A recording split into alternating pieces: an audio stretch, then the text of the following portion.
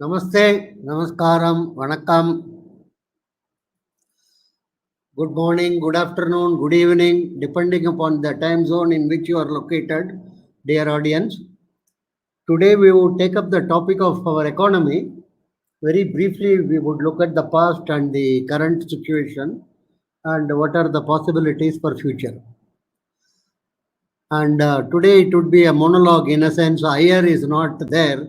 He is traveling to various places, and to that extent we would miss his important comments which he often provides during a talk. Anyhow, I will thank Iyer and the P Guru's channel, as well as our Sachin, whom I call always as a bottle washer to head cook. Everything he does, technical as well as intellectual inputs and topics and so many things actually, is really one of the backbone of the channels.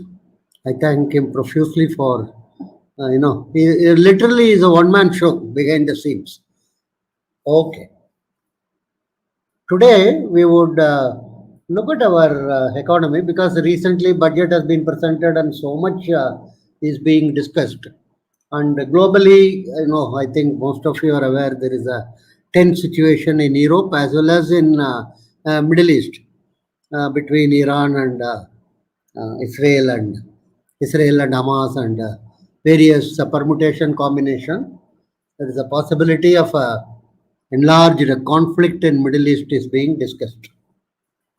We will look at our economy in three phases. First phase will be the past.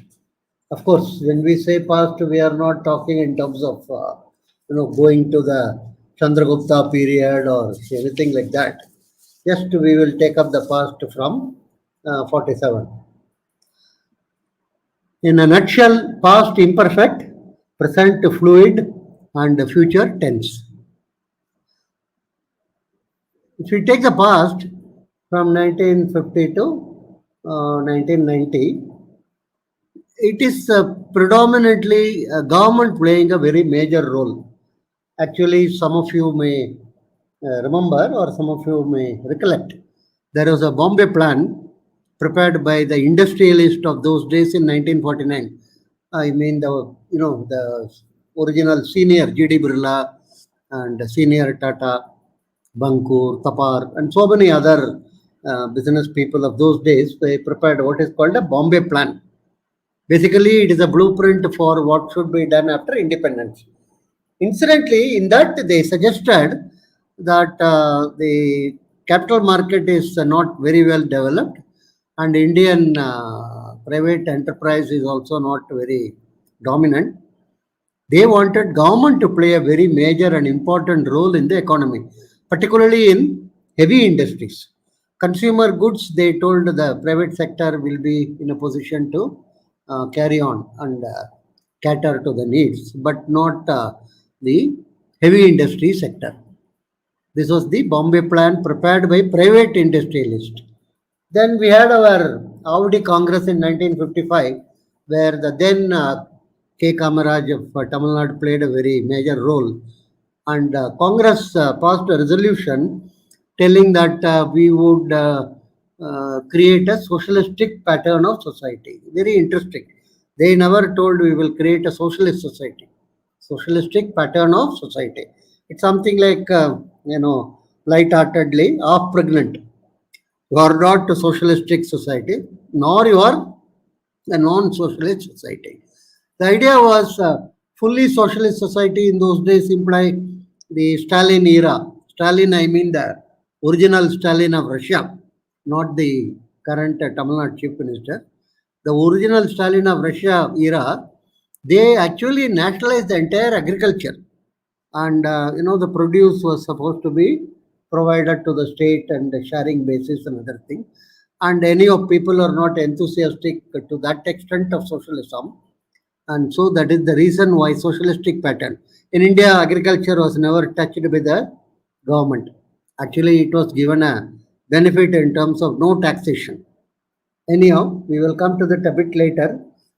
And so The socialistic pattern of society implied that the government should play a relatively a bigger role in Indian economy, particularly in the big heavy industry sector. That is the idea behind that. And Mahalanobis, who established Indian Statistical Institute, where I studied, he was my teacher. He and a couple of other Russian experts that time formulated the 5-year plans.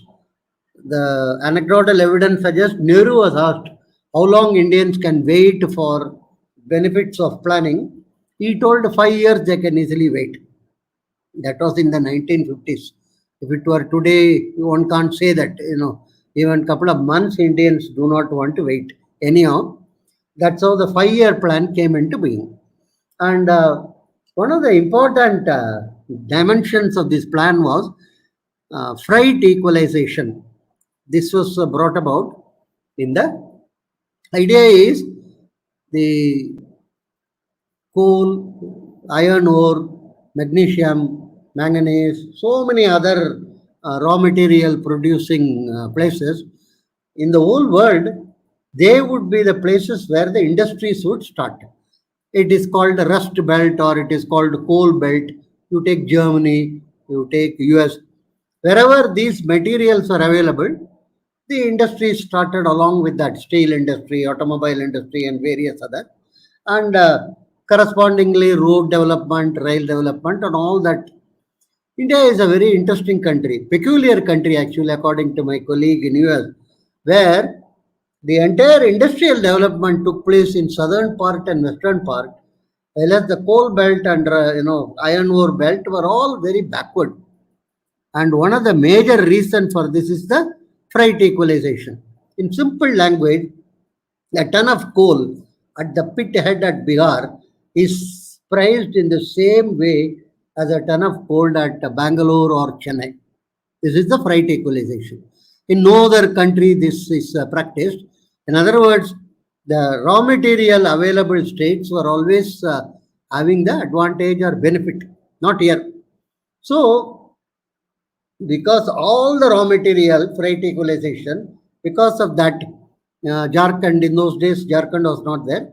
The Bihar and Bengal and Orissa and some of these places which were having significant amount of raw material were not at an advantage at all, because the industries started in the south, particularly the public sector companies start, all these Bharat Electrical, Bharat, BEL, BHEL, BSN, various type of Bs and Chamti and all the industries were crowding in the south. And they were all public sector undertaking of the central government. And at that time, the Kamaraj was the chief minister of Tamil Nadu. Industry minister was Venkatraman, helped by him. They started industrial training institute in large number in Tamil Nadu. And Nijalingappa in Karnataka also facilitated this process. So huge amount of ITI scheme which trained people after their, in those days SLC, in fitter, plumber, carpenter, blow molder, welder, various type of profession, and they were all joining into all these major public enterprises. This is something. And of course, people used to twist, telling all these educated people are available, skilled people. That is why it's not, that's why those companies came here. Not true. It is the other way. Another additional point much later given is that it is far away from Pakistan. In other words, it's not easily to be targeted by that time main enemy country was Pakistan. Much later, Ashok Mitra, who was the finance minister of West Bengal government under Jyoti Basu, was also my professor at the PG level. He brought out a booklet about this freight equalization, how it damaged the raw material producing states like West Bengal, Bihar and other thing, how it extra helped the southern states. And Jodhibabu government that time felt that it is not the time to rack up this issue. It will create unnecessarily north-south issues and other. They just try to close it. And that time in south, the propaganda was north is growing, south is declining. வடக்கு வளர்கிறது தெற்கு தேய்கிறது. Exactly opposite was happening actually. And some press reporters asked Ramanohar Logia, many of you might have heard about him. He was the socialist leader, very giant of a leader from UP. He was the real counterpoint for Jawaharlal Nehru and later Indira Gandhi. And he is the Asan, he is the teacher for all this Mulayam Singh and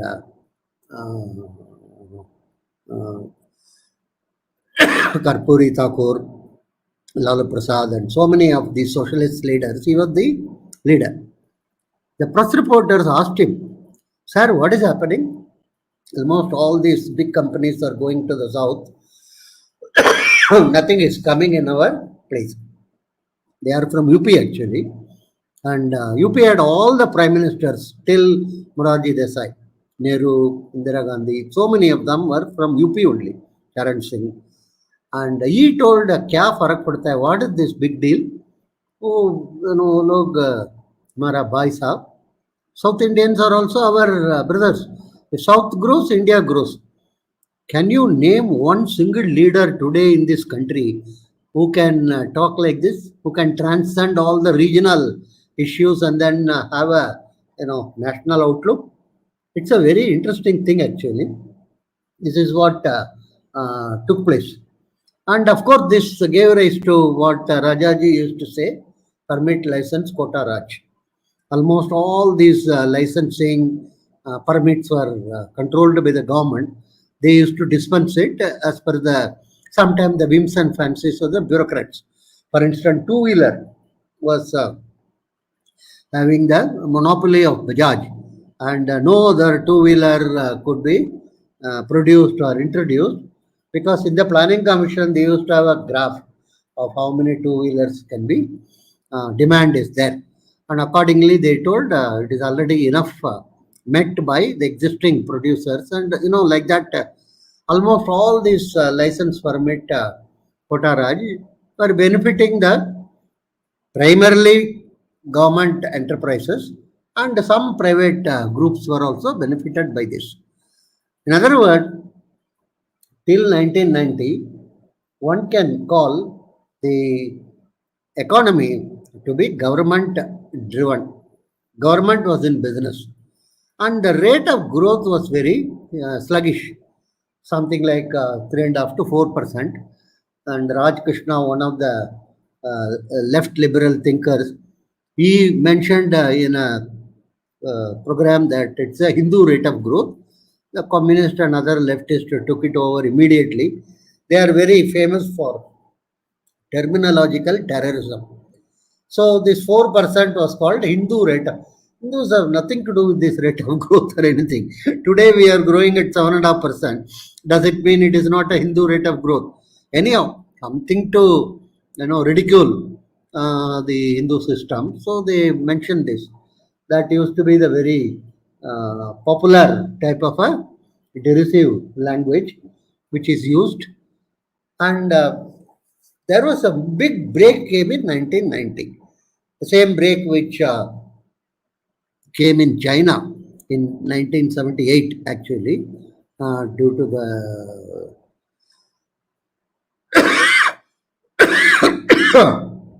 reform movement, the famously told by the then leader that how does it matter whether a cat is black or white as long as it catches mice. So, but we sort of got it done in 1990 by P.V. Narasimha Rao. If you ask me, he was one of the best, greatest prime ministers India ever had. He had a minority government. It was not even a majority government. And he brought about significant changes in our economy. He took phenomenally courageous decisions. He abolished monopoly, restrictive trade practices and licensing. overnight. Controller of capital issues, who used to decide at what price a share can be issued, the department itself was abolished overnight. That time I remember the English papers wrote editorial telling that it was done on a Friday. They told the whole economy is going to be in shambles, and nothing happened. Monday, as usual, business started and it flourished actually. The market began to develop. And he removed licensing and reduced tax rates. Believe me, sir, in the 70s and 80s, we used to have 95% marginal rate of tax. In other words, for every 100 rupee earned beyond the particular ceiling, 10 lakh or 12 lakh, you have to pay 98 rupees as income tax. He slashed that all. Now today we are hovering around 30+%. He reduced the excise customs duty on large number of products. He removed the gold control order on this gold control, and he also facilitated private entry into defense production as well as aircraft manufacturing, airlines industry, banking industry. Name one area, he introduced a huge amount of changes and phenomenal actually. It created a huge break, and he also encouraged technology adoption in finance and your railways, passport, etc. So Narasimha Rao period was something what you may loosely call Deng Xiaoping period of India. It changed the entire paradigm and unleashed the power and activities of the various sectors. Coincidentally, in the 90s, this IT software sector also picked up. Initially, they were doing what is loosely called the body shopping. Later, they began to provide a significant amount of services. And 2000 Y2K system, they completely changed the entire software industry of the world to the extent, and it began to generate something like 100 billion plus US dollar revenue. Our economy today, if you look at it, it is the fastest growing economy in the world, the whole world. And according to IMF, roughly 16% of the global growth is due to India. And actually, Angus Madison, one of the renowned economists in the beginning of the century, he studied about the world economy from 1st century AD to 20th century. Every century he found out the India and China were having more than 50% of the global GDP, global income. And around 1850, it began to decline. Industrialization as well as colonialism, all these contributed to the decline of India and China. He mentions very clearly that these two countries are not emerging markets. They are re-emerging markets. That is the word he is using. Re-emerging markets. In that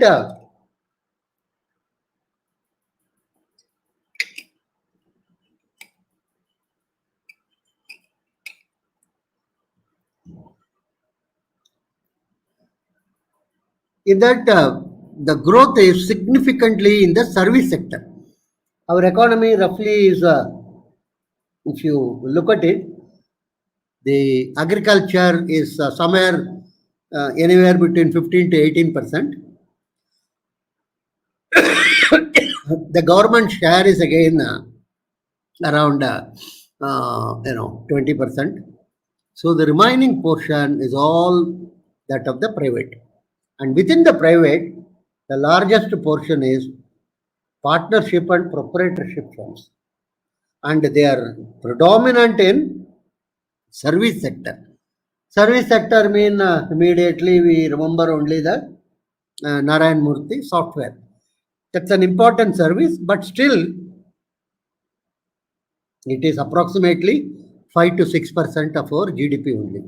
The major component of the service sector are construction, wholesale trade and retail trade, transport, hotels and restaurants, real estate, and all other services, fitter, plumber, carpenter, pundits, purohits, all these services. These constitute the largest portion of our economy. Roughly 60% of our economy is due to service sector. And service within service sector, 80 to 85% is partnership proprietorship firms, or what we may loosely call unincorporated enterprises, or unorganized, it is popularly called. Yes, because in US they call it unorganized, here also we call it unorganized. Sometimes people use the word residual. 50% of the economy can't be residual. Anyhow, that is how it is being mentioned. Even in manufacturing, this partnership proprietorship takes away something like 50% of the manufacturing share, value addition. Anyhow, in employment, largest employment comes from this self-employed and contract labor, around 85%. The government and private big companies are all 15%. So government is roughly 12% or so. But there is a clamor for government job for the simple reason everybody knows corruption is the major source of income in government. Most of the government employees make 3 to 4 times more than the regular job. And another thing is job security. It's extremely difficult to remove a government employee from his job. That is second aspect of it. As somebody jokingly put it, IAS tries to, what one can call, screw up the elite, rich people. IRS, revenue service, middle class, and IPS, the poorer segment. This is the sort of a light-heartedly it was mentioned by somebody. Now, in US, the government and corporate, they have 95% of the employment. Self-employment, hardly 5 to 6%. So many of the solutions given for the US economy may not be applicable to our directly.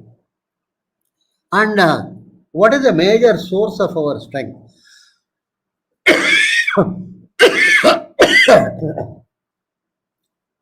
Our strength is our domestic saving. Our saving share is anywhere between 25 to 30%. Recently, it has come down to 20 to 23% post COVID time. Otherwise, we are one of the biggest saving country in the world, along with China. And large portion of our saving goes to the banking sector, 60%, 60 to 70%. We, Japan, Europe are all bank-oriented economy. Japan, in spite of technological development in the share market, still huge portion of the saving goes to the banks. The banks, couple of years before, told we will charge you interest if you deposit money in our bank. But still people went and deposited only in bank. Somehow the US alone is the only share market crazy country. So everybody thinks the whole world is share market oriented. No. And this domestic saving facilitate our domestic investment. Even though we talk about FII and FDI every day morning, like Suprabhadam, FII, FDI, they do not have more than 10 to 12% of our investment. The large portion of our investment comes from domestic saving. And within the domestic saving, 75% is household saving, not government or private corporate. Household saving. So kindly note, our housewives are one of the primary reasons for our economic growth. In spite of so much amount of problem, they save. And then that saving, they sometimes they save in bank, sometimes they save below the turdal dabba or below the rice bag or something. Somehow or other they save. And that saving is one of the major components of our investments.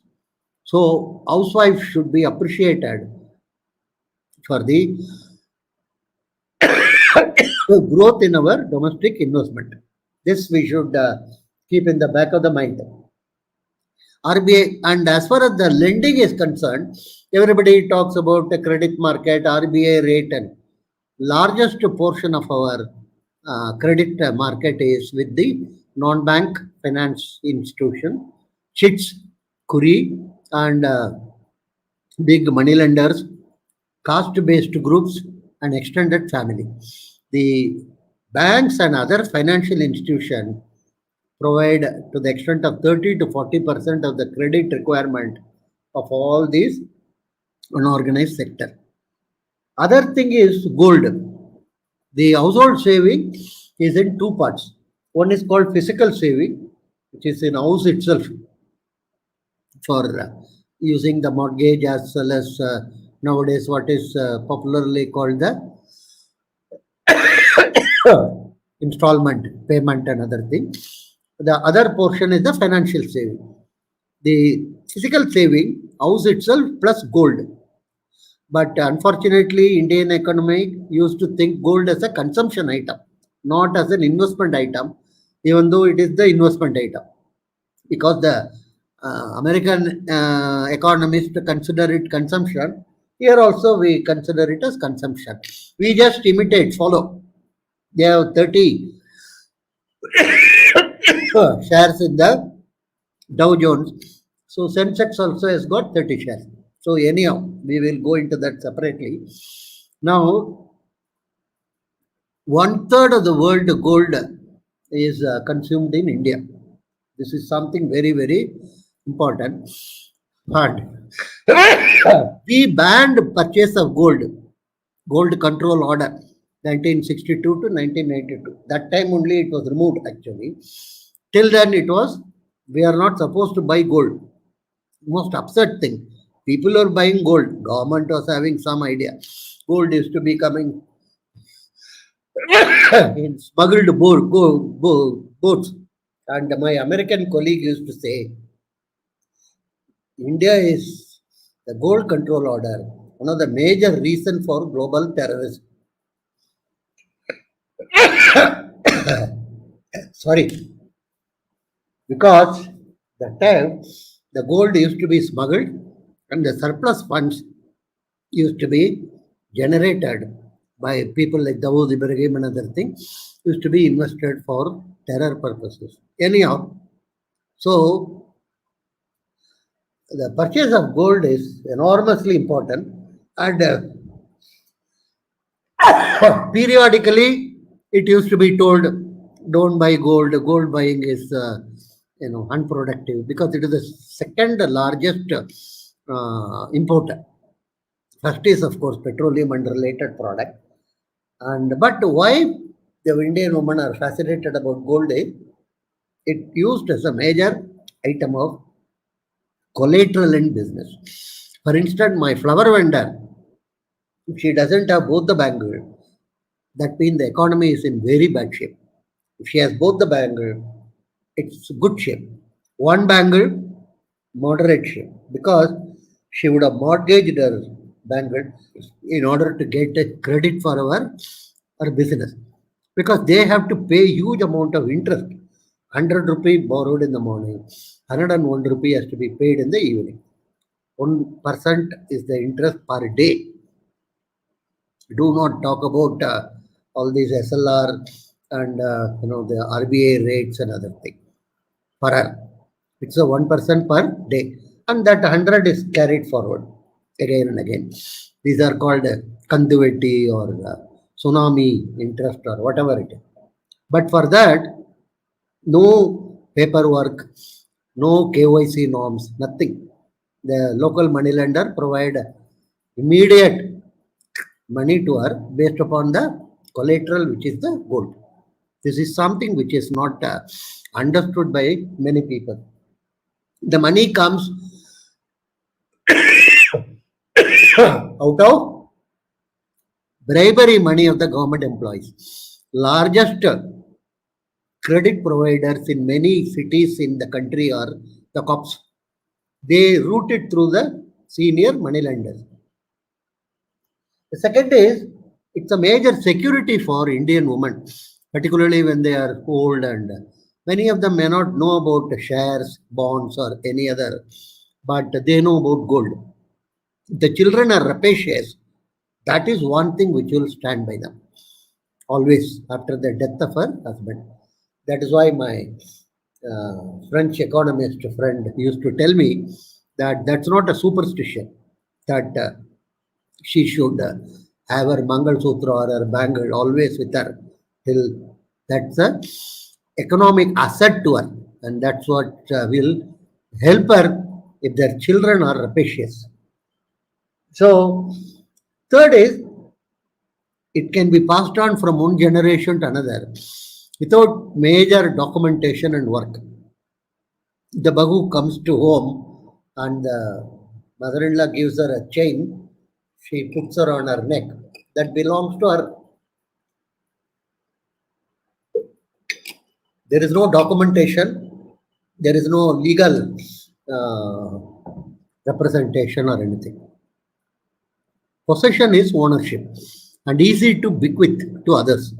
My grandfather, I remember, before he died, he called all the ladies in-law, daughters-in-law, daughters. Each one he provided. This bangle is yours, this necklace is yours, like that. Not that all were happy, but matter was settled. This is something very, very important to note. Easy to bequeath. And more importantly, it is also one of the assets which is called a women's asset. Sridhan, that is the word which is used. So, one thing kindly remember,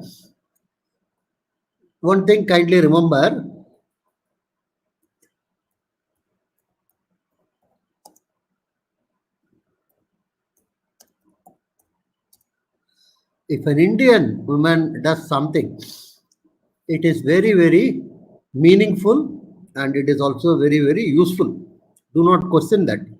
She is very shrewd and she is also very, very planning regarding the future. The second aspect of our economic growth comes from caste. You may be surprised because caste as an institution has always been, derided and joked about another thing. But there is something like 850 to 900 clusters in this economic clusters in the country. And I have visited significant number of them. Almost all of them are caste clusters. This was never ever talked about or discussed. I was in Antwerp, which is the diamond center for the world,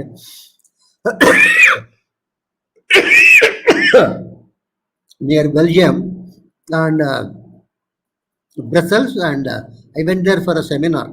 And it was a small inn I was staying, and something like a bread and breakfast facility. In the morning, I was seeing a board in the dining place, Jain meals. I was puzzled actually. I have seen halal meals, I have seen veg, non-veg all the time, but never a board saying Jain meal, and also in Europe. So I asked the owner of the motel, or rather the inn, in the name motel is used more in the US. And what is this Jain meal? He told Jains are our major customers. I was surprised actually. How come they become your major customers? He told Palanpur Jain are one of the largest business people in the Antwerp Diamond Exchange. And they stay here, and then Palanpur Jain, some of you might have heard about, they constitute maybe 0.00000001% of our population. And Wall Street Journal in 2003 wrote an article, very interesting, because till 1990, Jews were controlling the diamond market. 70% of the diamond market was with Jews. But after 1990, Palanpur Jains began to control 70% of the market. Wall Street Journal wrote an article nicely in which he mentioned This is the first time in the human history the Jews were defeated in business without violence. This is something very interesting. So I was really curious. I met some of them and had discussion with them. They had a extensive network of Jain, Palanpur Jain, and they leveraged on the network in order to facilitate and benefit. Then I came to US, the west coast of US. There is a significant portion of small hotels. They are called motels, and nowadays they are called patels. Almost all of them are controlled by patels. From a place in Gujarat called Surat, they are called Surtis. Very interesting. There are something like 77, 80,000 units of hotels in US. All type of hotel, big hotel, small hotel, inns. Out of that, 26,000 are controlled by Surtis. All motels, bed and breakfast. You can stay there. Very simple, run by a family. The mother may sit in the cash box. The daughter-in-law will be cleaning the rooms. The son will be helping in the kitchen and all these things. Motels they are called. And they again, the couple of them went and started it. And it became a chain of events within the community. Kadua Patel and Devu Patels, and we will not go into all those details. They used to bring people from India, train them, and then they used to start another motel. Like this, the chain of motels got extensive coverage. And then they went into petrol pumps, then trucking, and various other businesses and other things. Then, when I came to India, I went to Surat and I saw the activities there in terms of diamond cutting, polishing, and other thing, as well as textiles. Then in Ahmedabad, about this kite flying, which is primarily kites are manufactured by Muslims. Then Tirupur Gounders 2002 World Bank World Development Report in page 175. Kindly go and read it. It says how Gounders could coordinate with each other and how as a community they could develop the entire Tirupur belt and make it into a major center for global exports. Then we have Sivagasi, famous one. In 1940s actually, Ayamuthu Nadar and Shanmuga Nadar, two Nadars from that Virudhunagar belt, they went to Calcutta. There was a drought in that Sivagasi belt that time. In search of jobs they went to. In those days, you go to Calcutta, you don't go to Bombay. Calcutta was the industrial centers in the till the 50s, 60s arrival of the communist. Anyhow, Calcutta, they joined Wimco. They picked up something about matchmaking, how to make matches and other thing using all these ingredient. They came back after 3 years to back to Sivagasi. Then they felt, why don't we do something like this in India? Then they collected some raw material. Then from Trichy, another Nadar funded them. Then they made a small factory and then they distributed it. It became so popular with the demand. They extended it. A couple of other Nadars also joined them, and the financing was from the community. They had this Moi Edudal, the method of financing, and it's like a chits type of an activity. And then market development and several other Nadar joined them, and that cluster developed into a huge matchmaking cluster. And from matches, they diversified into crackers. From crackers, they wanted to have a huge amount of paper, so they went into printing. Today, they have excellent printing facility at that center. So, again, it's a classic example of a particular caste doing a activity and developing, and then the auxiliary development took place. Ancillaries like colleges, schools, then religious places, temples, marriage centers, and so many other activities took place. So similarly, we have several clusters all over the country, except till 1980, they were not called clusters. They were somehow called as economic activities only, and never about caste. 80, there was a report about Muslims in leather industry in Agra, as well as in South Ambur and other places. Then that is the first time the community was identified with the business. Then later some other studies came up and other things, and several studies began to be done by government, NSSO, on the ownership pattern of all these businesses and social group ownership. The last report available is 2013. You will be interested to know roughly 60% of all the enterprises, starting with Ambani on one corner to the street vegetable vendor to the other side. 60% is owned by ST, SC, OBCs in this country. It used to be earlier 40%, around 95, and 2017 report has not come.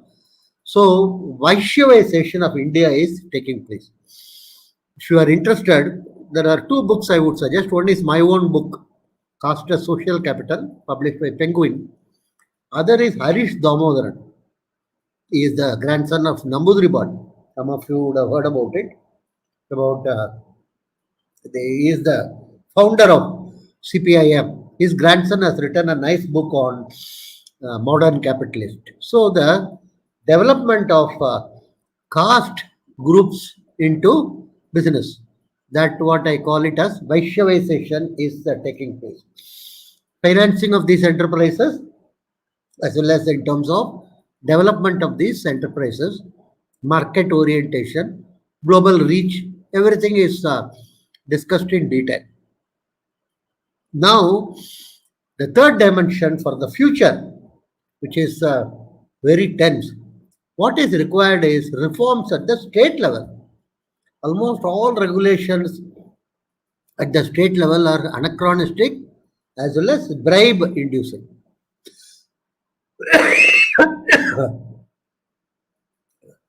Food and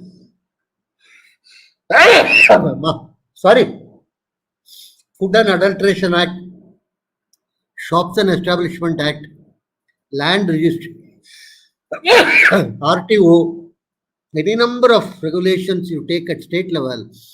We require 28 Narasimha Raos in every state in order to bring about significant changes. Not only that, people talk about agriculture income tax. It comes under the state domain. Some state government should gather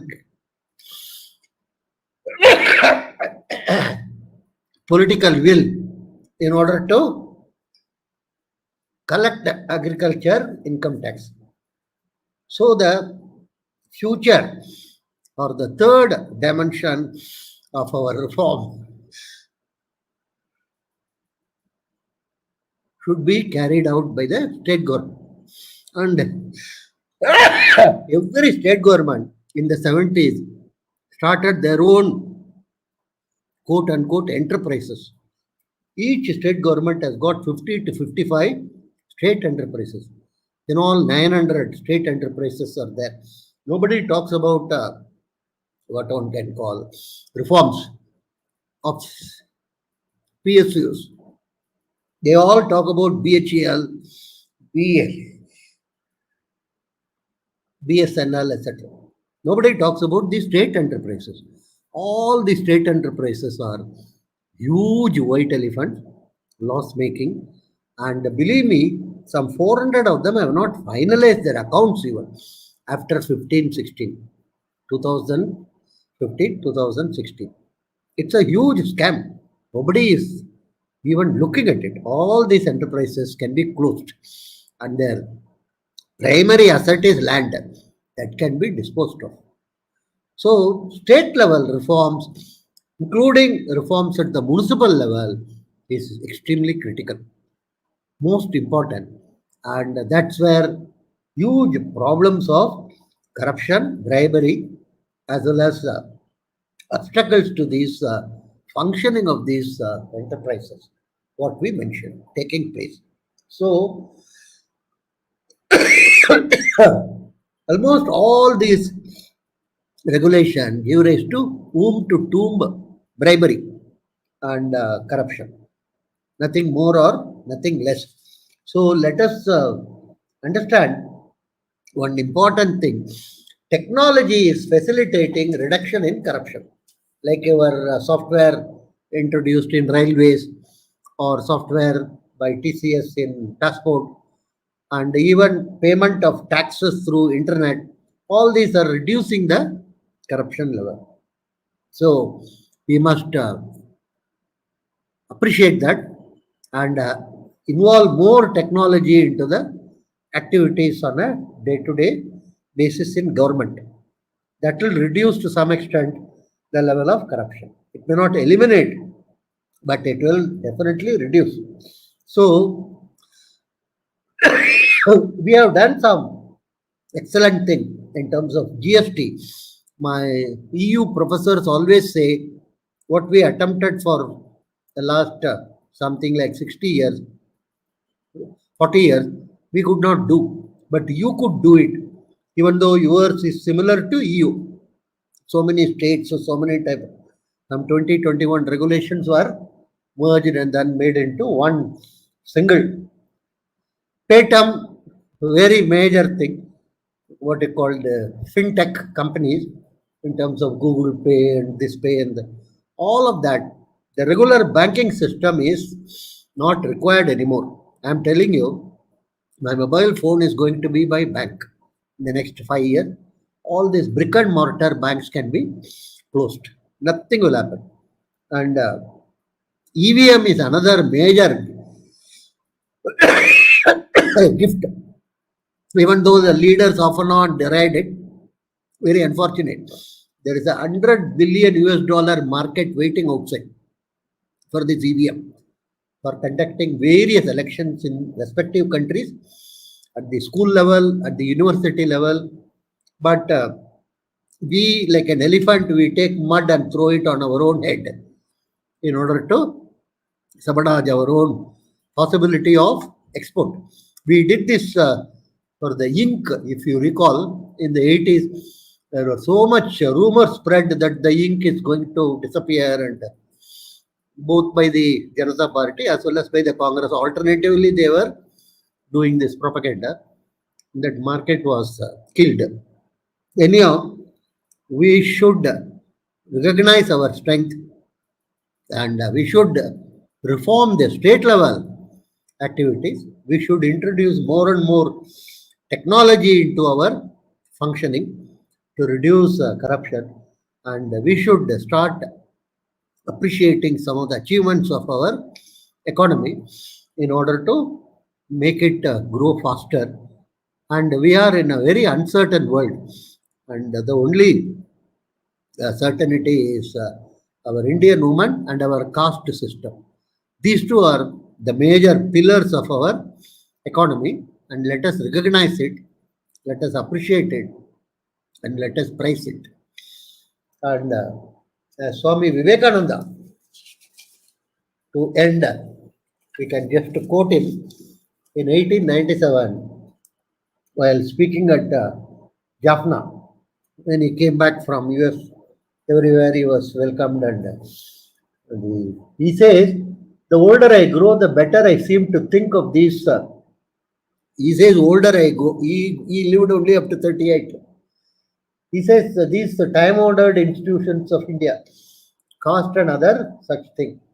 There was a time when I used to think, sorry, they were useless and worthless. But the older I grow, the more I seem to feel a diffidence in cursing any one of them. For each one of them is the embodiment of the experience of centuries. Lectures from Colombo to Almora. So let us not just deride just because it is a past or it is one of the institutions which we don't like. It has its own strength. So as long as Indian women and Indian caste system are there, our economy will be flourishing.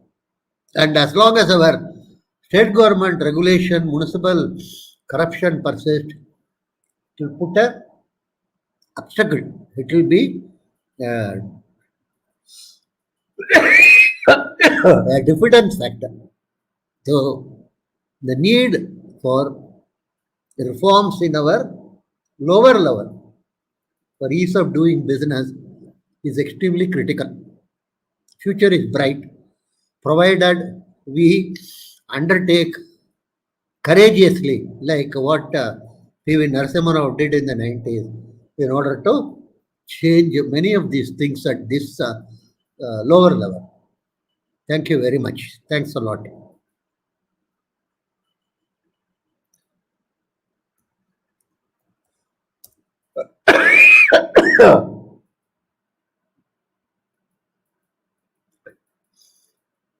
What is the intention of I.N.D.A. on Indian economy? As they want, no, caste census. You see, Jaffarlal, some of the other people, external expert, they think caste is a instrument through which Hindutva can be, the unity of Hindus can be broken. Let me repeat it. Caste in business unites. Caste in politics divides. Caste in politics is for voting purposes. And that is why the India Alliance want caste census. That they think is a counterpoint for the Hindu unity which is propagated by the other side. Okay.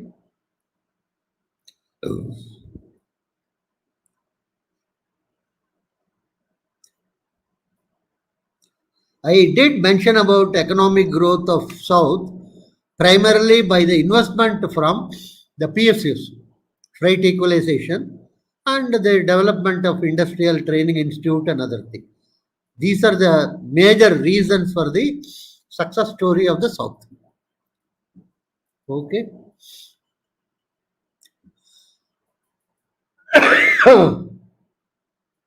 Thank you. So you are looking at it from the IT center of the world. Okay. Thanks a lot. This we will consider every Friday. Sorry, I have not been keeping good cough and cold is could bring economic reform. He was soft on corruption. No, I don't think his focus was on corruption. His reforms to many extent reduced corruption actually. For instance, he removed licensing. You do not know how much amount of corruption it brought down. He removed a controller of capital issues. So his focus was not just attacking corruption. His focus was reforms through which corruption can be minimized. Okay.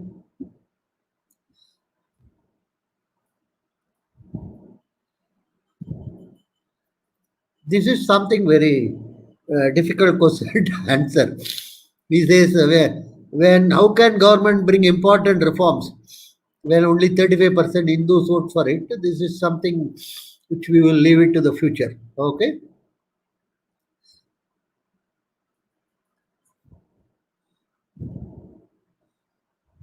Thank you very much. Caste as social capital. I am reading that book. Thank you, sir, for reading that. Even if you buy it, I will thank you. No need to read it. Why did diamond business? Cutters, polisher, designer, raw material, everything comes from. What about the city? No.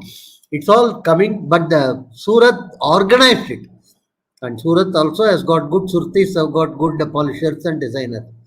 It's a question of coordinating all these activities in a single center, and it had a business culture. That is the most important thing. That is the it used to be jokingly told in those days that in Gujarat, bureaucrat thinks like business person, whereas in Bengal, a businessman thinks like a bureaucrat. Okay, next. Suvar irundal dan chitram vare mudiyam. Take care of your health. Yes. Sorry, today is slightly cold and that's all. Right? Thank you very much for your concern.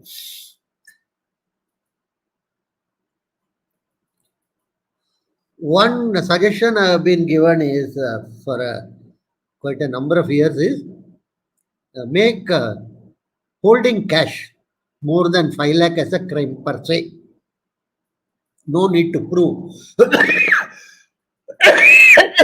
that it is disproportionate to your source of income and other things. Just at a point of time, no need for anyone to hold more than 5 lakh. That would reduce bribery and corruption significantly in terms of cash holding. Okay. Next. Thank you. Thank you all. And sorry, because of the local temperature, cold and cough was there. Hopefully, next time I would not be having. Okay. Thank you. And thank